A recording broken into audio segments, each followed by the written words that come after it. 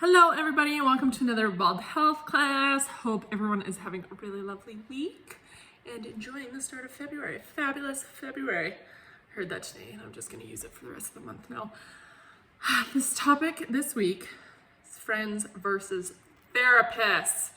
Now, friends are very nice and are a free initial form of therapy, but a lot of the time it's kind of like the blind leading the blind.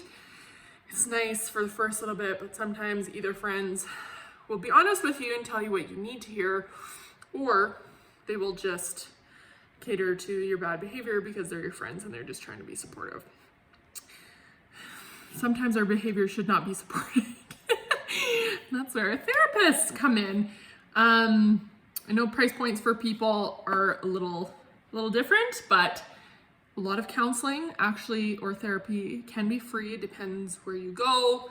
There are a lot of clinics or even like community health places too, churches, things like that, that you can actually have free therapy at. So that's kind of in your realm of what you need.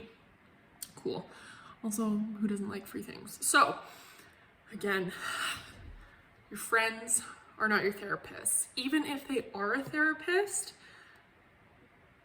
they're still not a free therapist. So if you want to actually go see them, then you would need to schedule an appointment and do that whole aspect of it.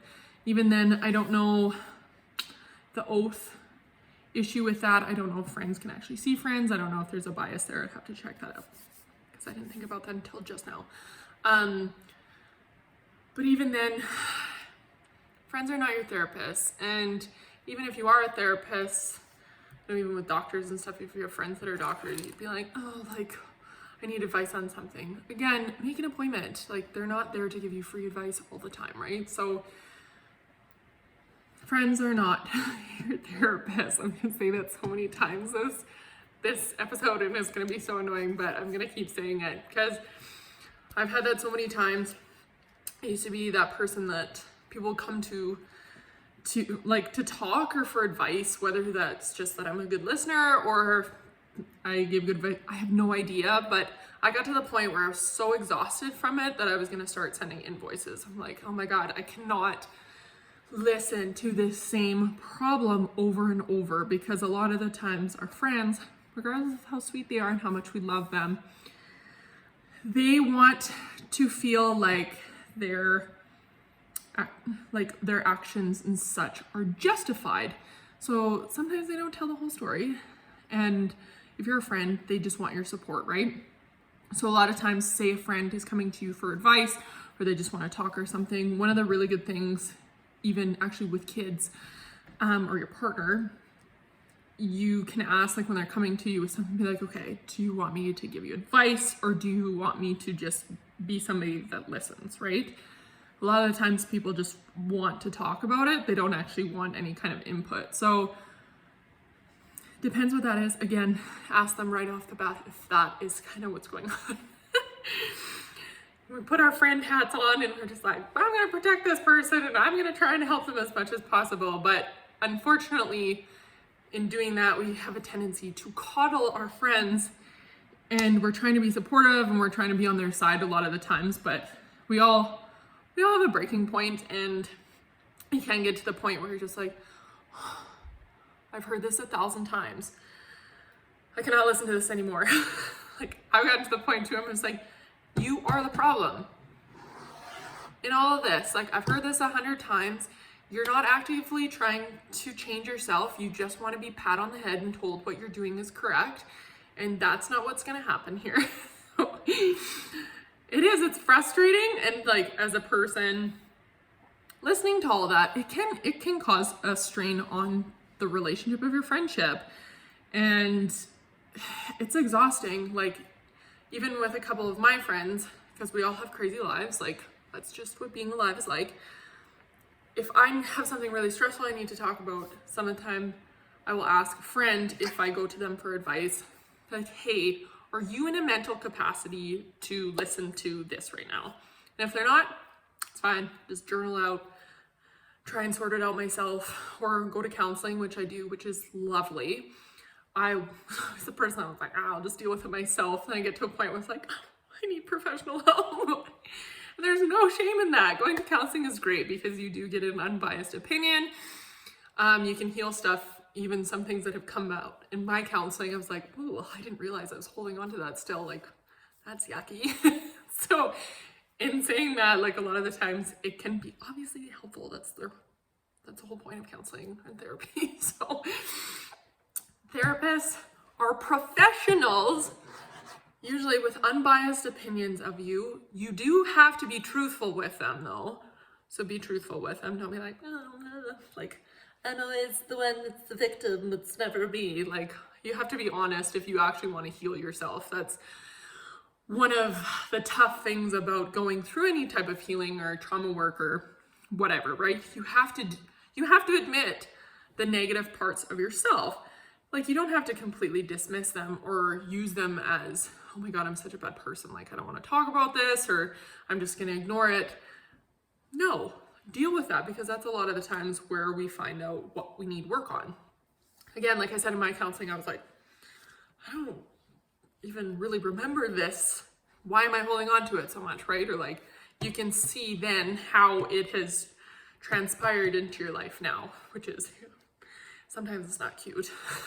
Healing really isn't cute, but some things you're just like, ugh, that's like junk food in the diet of your brain. Like, get it out of there. But again, therapy or therapists, counselors, this is what they went to school for. This is what they were trained for. Your friends aren't. Your friends are only going to give you information based on what they have gone through. And sometimes that's good advice, like it can kind of get you started, but again, it's not kind of the be all end all. And a lot of the times too, they give advice based on what they feel is right, like from their experience or what they think you need to hear, but they're not a therapist. And as much as we love our friends, they're not professionals in that sense. And even if they are, schedule a damn appointment.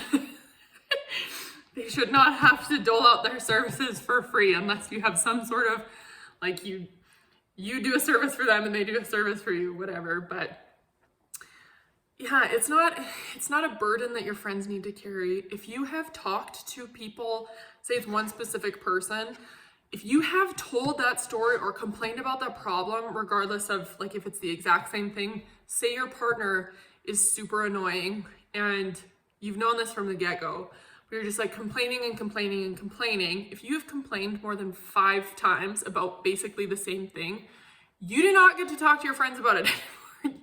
You have to go to therapy, because it's exhausting listening to, and it causes a huge strain on your relationship. So keep your relationship with your friends, with your partners, whoever, in that appropriate realm, right? Like, and it's important for you to, if your friend is doing this to you, to be like, hey, I understand that you're having issues with this.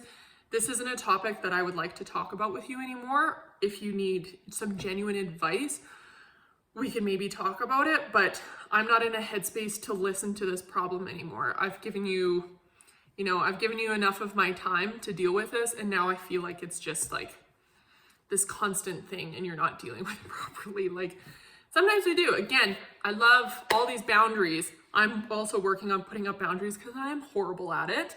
I either have extreme boundaries or have no boundaries. Like a cactus. You just got to hit me right and then you get the soft spot. But again, if you have talked about this like more than 5 times with the same person, with your same group of friends, whatever, it is time for you to seek professional help. And there's no shame in that. Absolutely no shame in that. We have a hard time communicating a lot of our emotional things, especially with the people that we care about, because we think they're either going to leave or going to judge us. Again, I know exactly how that feels. So sometimes it helps just talking to another person about it, and it helps when they are an unbiased person and they're not a part of your friends group, like things like that. It actually helps a lot having that outside opinion. And it can help you dig a little deeper, because there are certain things that we want to keep to ourselves or not within our friends group. So understandable. But again, finishing point, friends are not your therapists. Stop burdening them with your constant issues. 5. If you have talked about it more than 5 times with that same person, you're done. They don't need to hear about it anymore. And just because they are kind enough to listen to it, it doesn't mean they should have to. So, what did we learn from today? I hope people can go on to their weeks or even their next month and practice this. It's February. F5. Think February. Fabulous February. If I could talk, fabulous February. Rule of 5, okay? We're going to practice this month. This is what you're doing. Don't focus on COVID. Focus on your problem. Doing healthy problem stuff this month. So I hope everyone's having a really good week. Like always, I hope you learned something today. And I love all the people that watch this. I appreciate you all. I'll see you next week.